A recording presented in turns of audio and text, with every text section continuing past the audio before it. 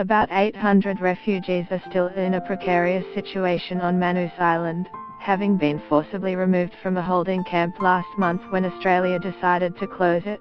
UNHCR spokeswoman Cecile Puila told a regular UN briefing in Geneva on Friday.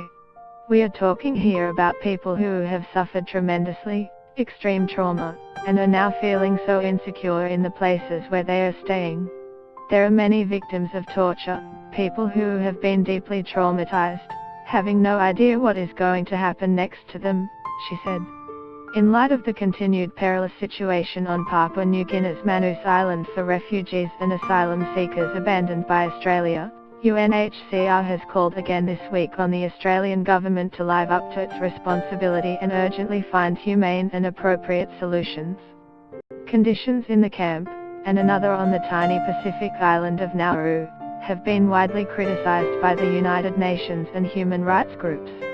The two camps have been cornerstones of Australia's contentious immigration policy, under which it refuses to allow asylum seekers arriving by boat to reach its shores.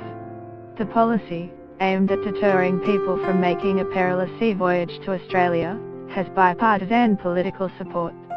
The closure of the Manus Island camp, criticized by the United Nations as shocking, caused chaos, with the men refusing to leave the compound for fear of being attacked by Manus Island residents.